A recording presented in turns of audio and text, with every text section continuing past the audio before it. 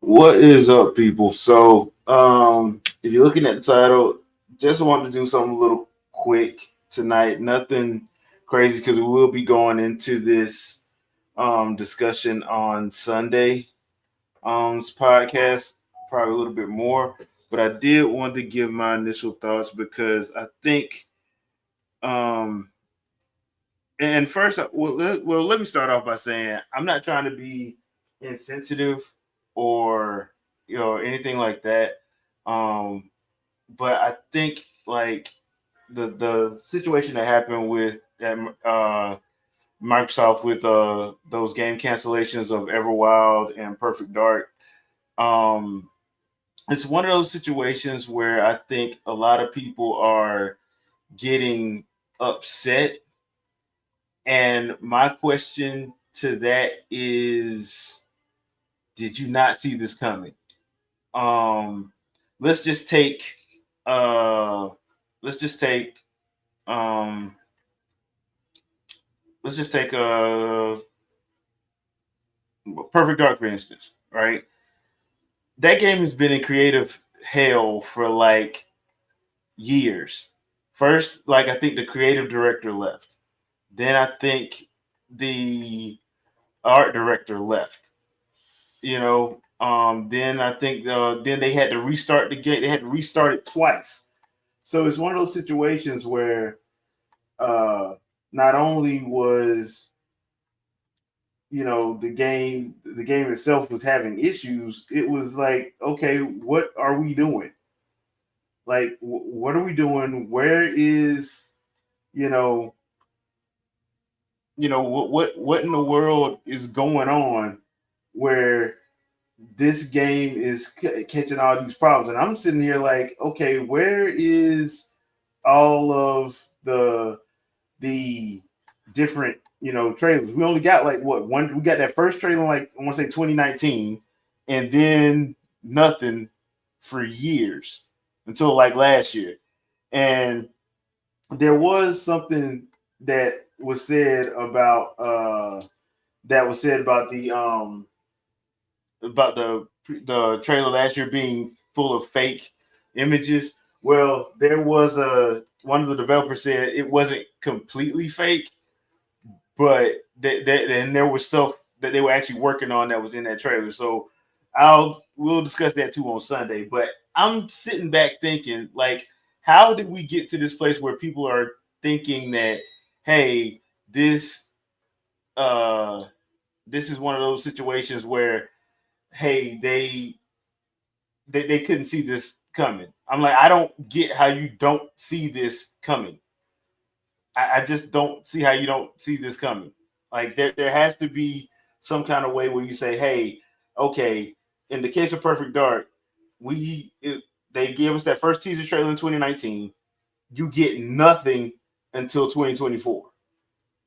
It came out once again that the game had got restarted. Then they went from Crystal Dynamics to the initiative. You had people leaving, and you're like, okay, it shouldn't be this hard to make a Perfect Dark game. It's just a sci-fi James Bond. That's basically all it is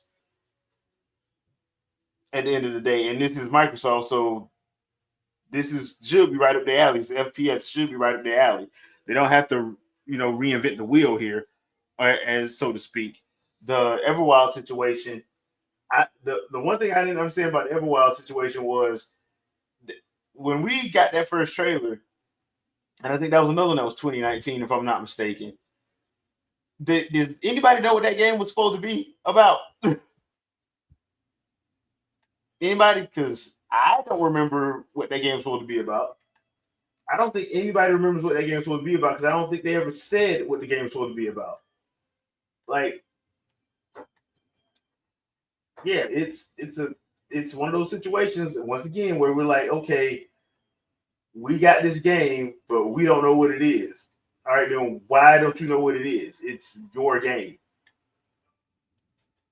but people don't know what it is, and now we got to act like, okay, yeah. Once again, it's sad that the game got canceled, but we never saw anything. We haven't seen anything for years, so I don't know what Did I just get hit? Yeah, I did.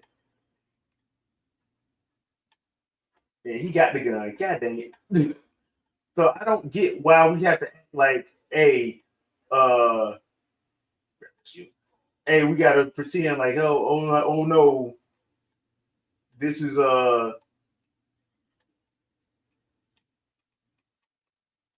this is all these problems are happening and they need to do something. I'm like, bro, we don't even know what the game was about. To be fair, we have no idea what that game was about as far as Everwild is concerned.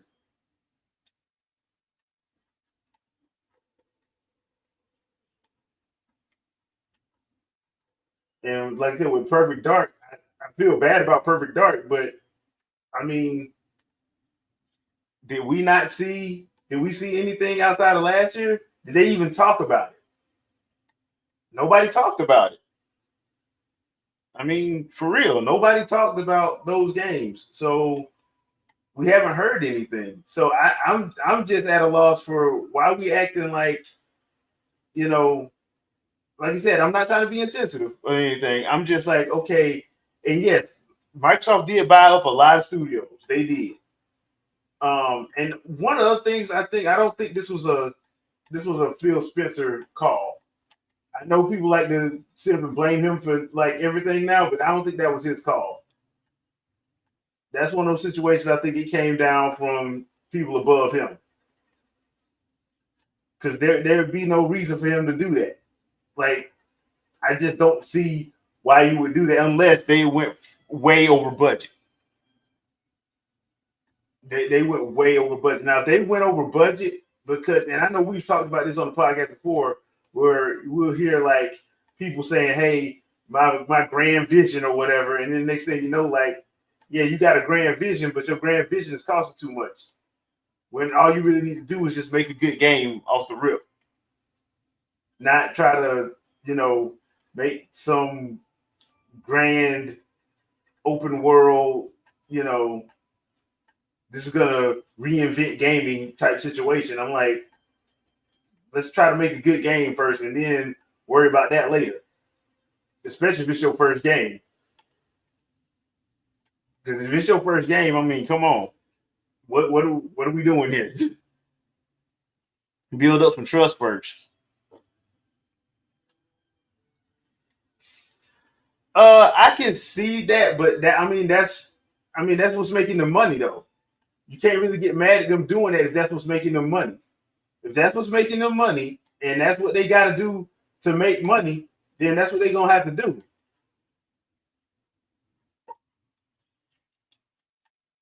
And Game Pass is what's making the money right now. So I mean, I don't really know what we supposed to do with like that whole hey that all they're doing is pimping out that. I mean, that's what they got to do. They have to do that to make money because I don't see how they're making money. And we've always talked about this. There's way too many, you know, games that cost $200 and $300 million to make, and they're not making that. They're not getting that return on investment. You got no ammo. So what's the return on the investment? You know. So yeah, I'm pretty sure they're gonna have to. They're gonna keep doing. They're gonna keep pimping out Game Pass because that's what's making them money. On that, and people for some people that works for them. You know, that's for some people that's exactly what works for them, and that's what they want. I mean, I used to use Game Pass. I use it as a rental service.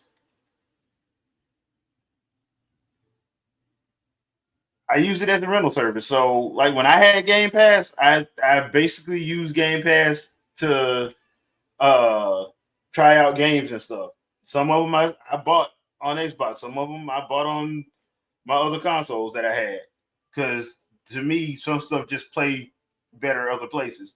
But I don't hate Game Pass. I understand it. I understand you have to do what you have to do. But yeah, I mean, yeah, Microsoft did buy a lot of studios. And the only thing I would say about the whole shutting them down, we don't know where those where that came from. Like that could have came from above the game division head, and that's the truth. The other thing about that too is um, we ain't sitting up in them boardrooms. We don't know what they looking at, and I'm pretty sure. I would say this. I'm pretty sure that Perfect Dark was probably over budget. I'm willing to bet it was over budget. Well, Trinell, yeah, Microsoft, the parent company, is the $1 trillion company. The game division is not the $1 trillion company. That's that's what that is. I mean, yeah, they'll probably supplement them a little bit, but they weren't gonna keep supplementing them. I mean, uh, it's one of those situations where that's why it's tough for me to get mad completely because I don't know where where that came from. Like I said, we're not sitting in those board meetings. We're not looking at how much these games are getting cost to make. And once again, the Perfect Dark situation, y'all do realize Perfect Dark got restarted. I think it was twice because the first time Crystal Dynamics had it, then they made the initiative. They put together some people and formed the initiative as the team, and then you had those key departures. You had the art director left, I think the creative director left, the writer left, and somebody else left, if I'm not mistaken. So yeah, because this was back in 2019, and we already know games cost a lot to make. So if the game costs a lot to make, I mean, how much were they over? Because I'm pretty sure that was over budget. Personally, they it, just like Marvel with Blade, it's not rocket science to make it shouldn't be rocket science to make a Perfect Dark game. It's like, dude, it's basically a sci-fi James Bond. Oh, I want a Perfect Dark to come back too. Like, trust me, I want a Perfect Dark to come back. But after I saw that last trailer, I'm like, yeah, I'm not certain this is where it's at. But it's one of those situations again. I'm like, is it one of those situations where the team wanted to do these grand, open world? Like, bro, everything ain't got to be open world. Everything ain't got to be this grand thing. Just make a good game. All you gotta do is tell a good story. Like, it's once again, it's futuristic James Bond. That's pretty much what Perfect Dark is. I mean, that's what this game was. That's exactly what this game was. It was just futuristic James Bond. So I don't. To me, it's not. It shouldn't be rocket science. And once again, this is Microsoft. That's their wheelhouse should be first person shooters. But after what 343 did to Halo the last couple games, I'm like, bro, I'm starting to think you gotta. They might have to give up that title soon, for being where the shooters are at least. Um, but yeah, I don't. I feel bad, but at the same time, I can't sit there and say I didn't expect it. You know what I'm saying?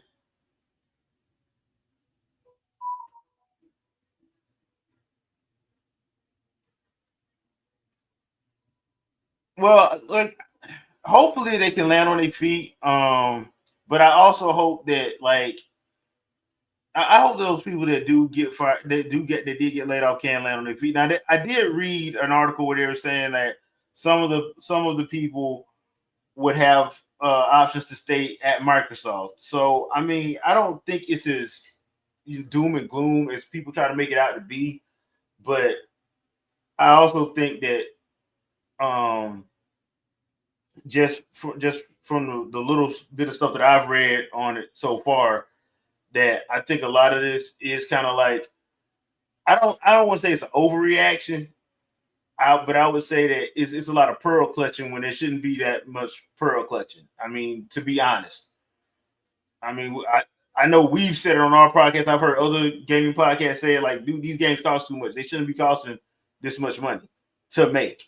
Like, no video game should have a blockbuster movie budget.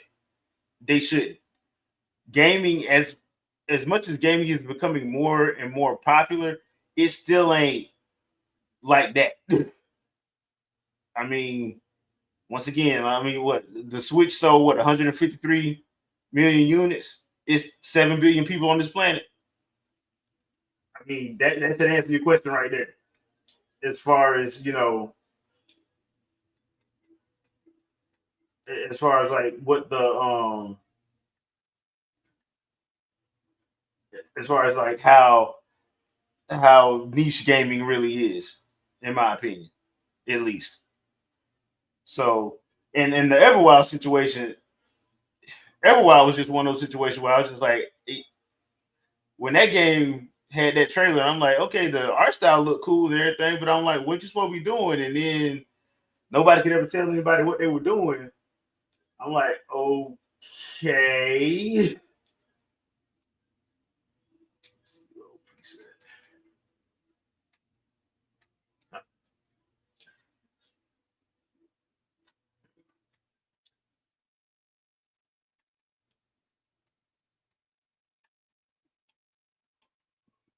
But yeah, that's the only thing I really want to talk about tonight. Just give my quick thoughts on it, just because I don't.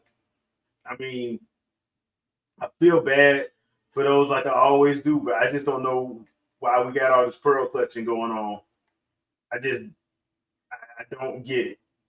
I mean, this has been going on for years now, and everybody knows that we've been having these situations where you know,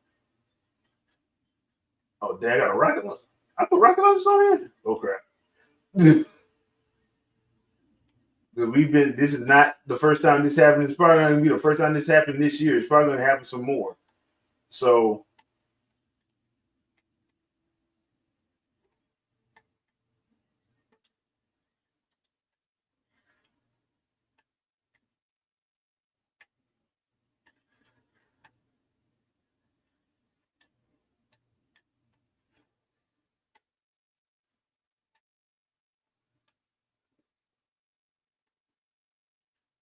okay, I got hit with a rocket launcher, but yeah, I don't know what the answer is. All I know is like I think to be completely honest, I think we as gamers just need to like understand that we don't need a lot of stuff that we be demanding in in some of these games. We don't need all the stuff that we be demanding.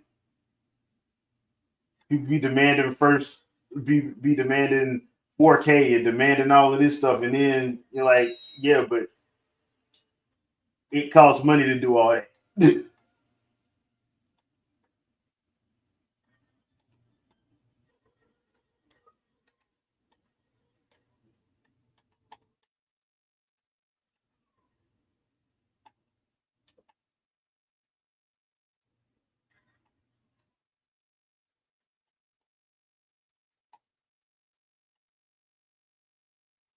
Chanel, I don't know. I think I don't know what's going to mean to all those rare pieces. To be fair, Microsoft don't hardly ever use them.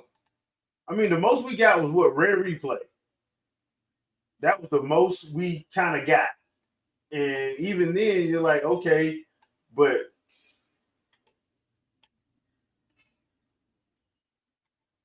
okay, he shot me straight right in the face. Yeah, and that's true. That rare is doing Sea of Thieves for the moment.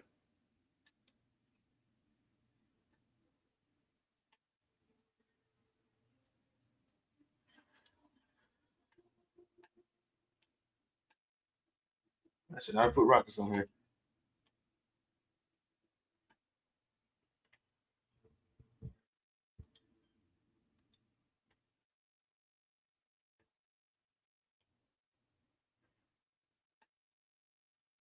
Kind of makes me think like, what if like Nintendo did get it back? Because I'm pretty sure Retro or one of their other teams would could figure something out with Perfect Dark or Jet Force Gemini or one of them. Because once again, it shouldn't be rocket science to do that. I mean, At least you would think it wouldn't be.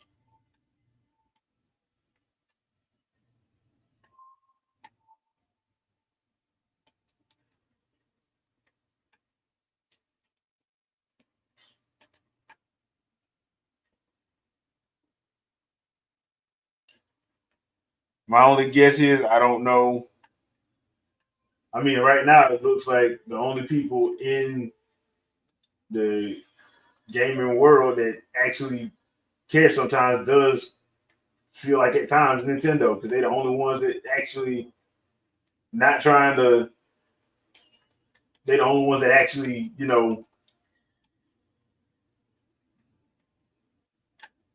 make sure that like the games run. Like if they tell you something's going to be in the game, it's in there.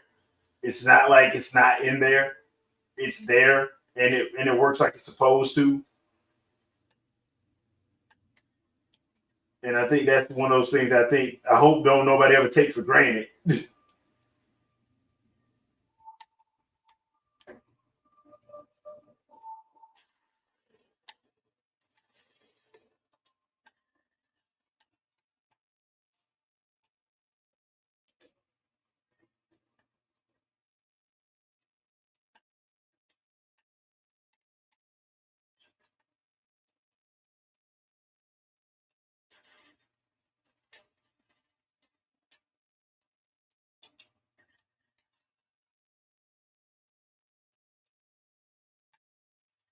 Okay, I didn't know how to shoot a rocket, but I did.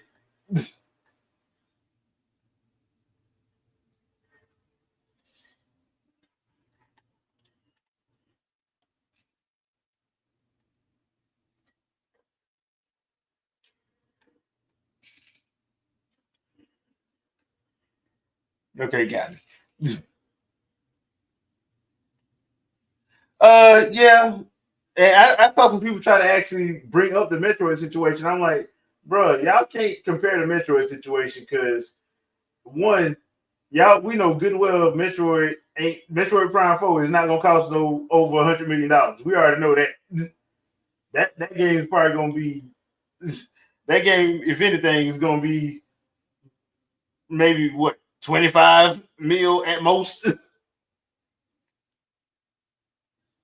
So we know that game ain't gonna cost much to make. They just don't make games that are expensive like that.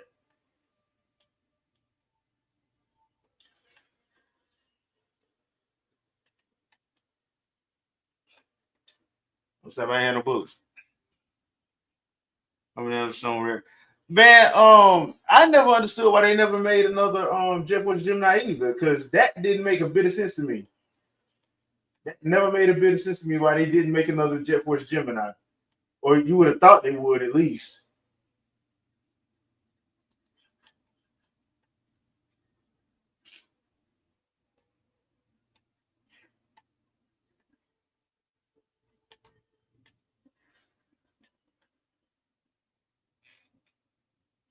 I mean, at least I would have thought they would have made another Jet Force Gemini.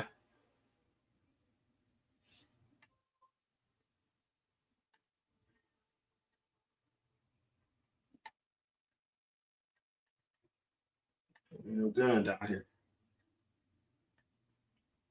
Or at least because as much as I do like Jet Force Gemini, I would love to have like maybe like a modernized version just so I can get like it's on this side. There we go. Oh, I went right into that rocket.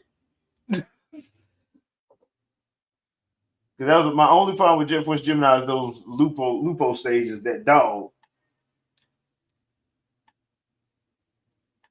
I hated those Lupo stages.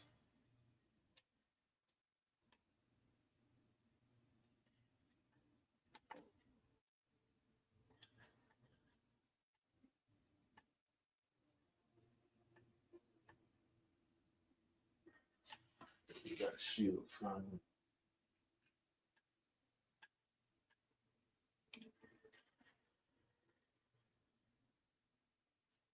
Take that, you don't need that.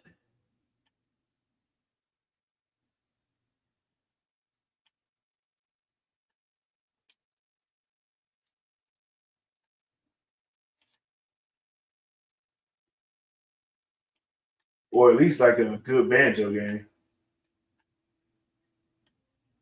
And we can never forget about Conker's Bad Fur Day.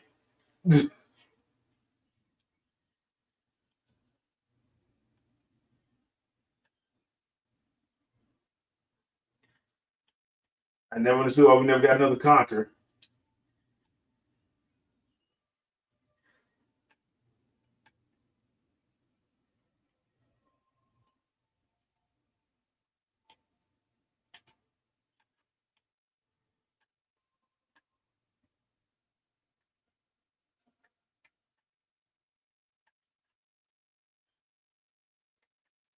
Yesterday, that's what I was thinking. Because I was playing a little bit the other night, and yeah, as much as I do like the N64 controller, it is not ideal for that game.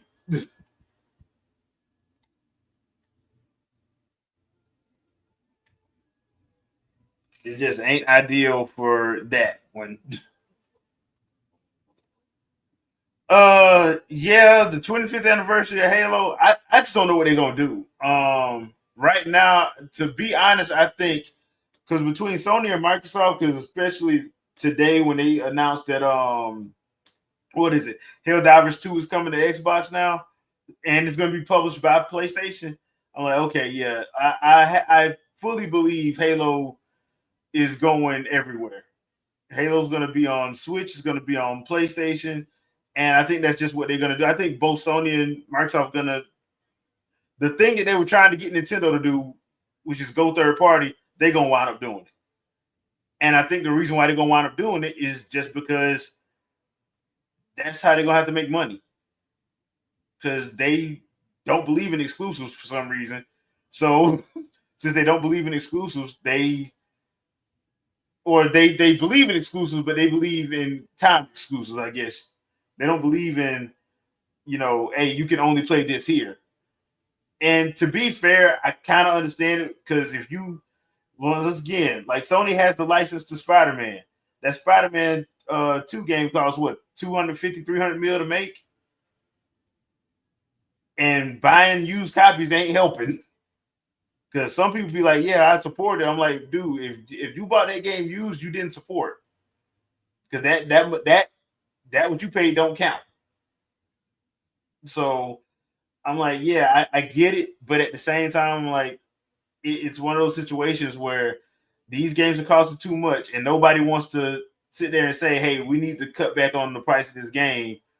We need to actually cut back on the price, cut back on the time, because you can't have 9 years to make a game. We got to get games out quicker than that. And if that means cutting down on your grand vision, then you just got to cut down on your grand vision. I just don't get it. Like every game don't have to be. I think people see those lightning in a bottle games like Fortnite and stuff like that, and the suits see that, and that's what they want. But it don't work like that. And when suits got into gaming, and by suits I mean people that don't care about the hobby and the art of gaming, they just care about what they gonna get monetarily. I mean, they don't care. They just want to see what the profit going, what the bottom line profit gonna look like. And unfortunately, they're doing their analytics. They're doing all this stuff. Like, okay, this got to go. People want to play this, and that's why we get all these roguelites and soul lights. And I'm like, yeah, but don't nobody really like you. There's too much. You're oversaturating. We get the hero shooter games, and you're like, yeah, but you're oversaturating it to where it's you know not it's not even fun anymore. So I don't know what the answer is, but I know going over budget for anything is going to be a problem. Yeah, Call of Duty has. I mean, Call of Duty when Call of Duty and like Call of Duty and Assassin's Creed when they were like basically yearly games, you're like, dude, like y'all killing it. Y'all are killing the creativity here. And they started recycling uh the maps and everything. You're like, dude, like because the last Call of Duty game I bought was Ghost. When I played Ghost, and I'm sitting up here looking at like, wait a minute, this is the same maps from Modern Warfare 2, and they making people pay full price for it. I'm like, okay, yeah, y'all wilding at this point. So it is what it is at this point. But yeah, I didn't want to stay too long on this subject. Like I said, we will be talking about it on the podcast on Sunday. And I'm going to be reading up some more because they did put out some more info. But like I said, I feel bad for the people that got laid off and stuff, and I'm hoping that they can land on their feet and hopefully can do still stay in gaming if that's their passion. But I can't say that I didn't see this coming. I'm not gonna lie like that. So it is what it is at this point. Thank you guys for hanging out in the chat. I appreciate you. See you guys Sunday, 7 p.m. Eastern Standard Time, peeps. Y'all have a good one tonight. Later.